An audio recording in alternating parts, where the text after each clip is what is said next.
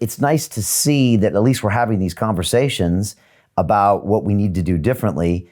I just worry that we're still in this fear paradigm, and then the vaccine's coming, and then next year, like you said, maybe this current virus will play itself out, but I don't know if we've learned enough to make all these big adjustments. But maybe we have. I don't know. Are you optimistic? I don't think we've learned anything yet. I think we need to be in an attitude of curiosity and humility right now as a scientific community. And we need to make sure we don't pull our belief systems of the past into the current interpretation of what's just happened. If we do that, we will fail to learn anything, and we will do something much worse next time. Because like I said, we just violated our ethos deeper than we've ever done it. We just tore the fabric of what it means to be a care provider in this country particularly. And so we have a crisis of identity at a deep soul level here as a scientific community. And yes, there are voices rising all over the world right now from the scientific community saying we did it wrong. But it needs to not be a message of we did it wrong. It needs to be, here's the path. And so I would ask that all of us as scientists start to come together to say, let's stop whistleblowing. Let's stop, screaming about the wrong data or the, misled data. The data was all incomplete, and it was all misinterpreted. Yes. But we don't have time to bicker over that. We literally need to re-envision the human immune system and our relationship with Mother Nature right now. And so, you can go to my website if you want. I'm starting in the next months, the International Scientific Review Board, a volunteer force of scientists and public health statisticians and the rest to create an independent voice of science data that can be happening in real time so that our next pandemic is informed, and the analysis and the interpretation of that statistical analysis is given an independent voice. And we've seen deeply how intertwined special interests are, and especially the pharmaceutical industry is, with our current, NGO kind of environments of the WHO and the like. And so we've seen the corruption of the media deeper than we've ever seen it, and we've seen the corruption of public health modalities in the same way. And it's not corruption because of meanness. It's not corruption because of evil. It's corruption because of narrowing perspective. The blinders are getting put on deeper and deeper by our own entrenched belief system. Just as you run that cart along the soil long enough, you create a rut. We are in a psychological rut that is keeping us from seeing the terrain around us. And we need to extract ourselves from that rut, and we need to stop abusing one another in the rut. If we keep saying the WHOs are idiots, and Trump is an idiot, and everybody's an idiot, and it's all stupid, and they're all Fauci is all trying to make money and blah blah blah. Like, yes, and yes, everybody's trying to make money. We're all literally just trying to make some money and go through the process. And do we get greedy? Of course. And do we get lazy and want more convenience and more fancy boats and cars? Yes, of course. All of that happens. But it's not the problem. The problem is we are down in the rut. All of that is symptoms of the chaos of the blinders on. We need to extract ourselves, see this for the glory that we are in. For a moment, if we could just, if you would allow me to move out of my science mind more into just a bigger picture for a moment, is in my hospice care, sitting with hundreds and thousands of patients over the many years who are dying from any number of diseases or just, failing health at 105 years of age. Those patients get to demonstrate a birth in that moment that is so beautiful. It is the most beautiful thing I've ever witnessed as a physician, is this thing that we call death. It has been demonized and fear-mongered just as the viruses have. And I can guarantee you that it is the most beautiful thing that you will ever witness. And so I encourage all of you to go against what just happened. And when we see crisis happening to our elderly, rush to their bedside.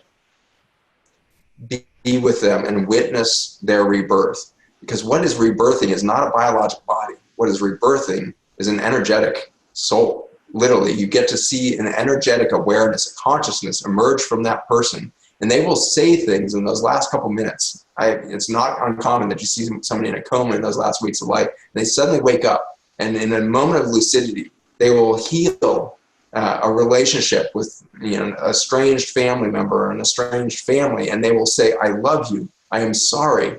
It is beautiful on this side and I'm moving into it with joy.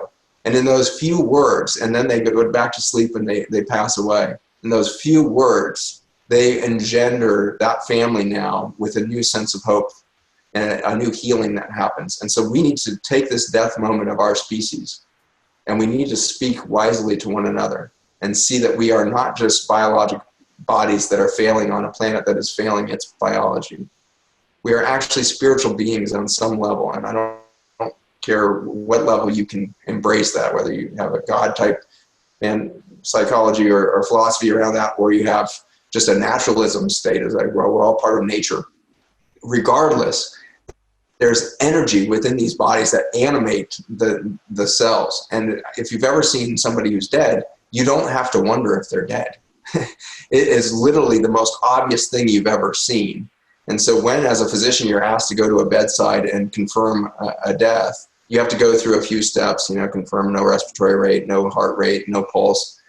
You know the second you walk into that room, you can see from 30 feet away that that person is dead because you can feel it in your energy field. You can feel that there is a vacancy within that biology. And yet it's still 70 trillion cells, and all the bacteria are still there, creating all the energy, producing all of the life within that organism. The life is still there, but the spirit is gone. And when we have that separation moment, it should really inform us about what does it mean to be alive in the body. We don't have 7.8 billion bodies walking around this planet. We have 7.8 billion humans. And to be human is this union of spirit and body. We are animated not at the biological level. We are animated in the energy field. We are animated by the intention of life within the vacuum space that inhabits our bodies, corpus here. And so I want to welcome you all into a new state of awareness, that you step into life on the planet right now at the tipping point, which I believe has to mean you are part of the solution.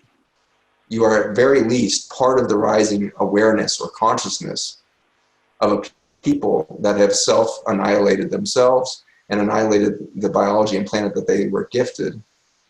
In that annihilation, we have the opportunity to wake up and see that we're not here to fight over limited resources. The planet is an abundance of life, and it will produce every bit as much energy and resources needed for a species that comes into balance with it.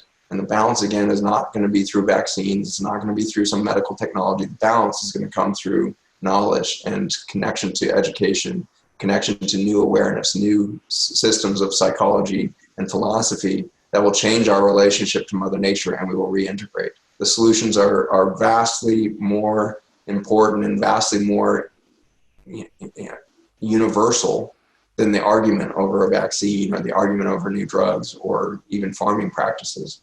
It's our only option now is to be a hospice patient in our rebirth. We will rebirth on the other side after our extinction regardless. We are going to expand. We will go back into our energy state as we let go of this species identity, but we could do it on this side of the veil. And I get to see that happen on occasion. In fact, relatively often, 6% or so of our hospice patients, given 3 weeks to live, 6 months or less, and often in this 3 to 4 week average, they will suddenly change their viewpoint, and they will change their mentality, and they suddenly recover. And we can see end stage cancers and end stage disease of all sorts suddenly, and we call them miracles, and we don't talk much about them because they're confusing and they throw us off and we don't know what to do with them.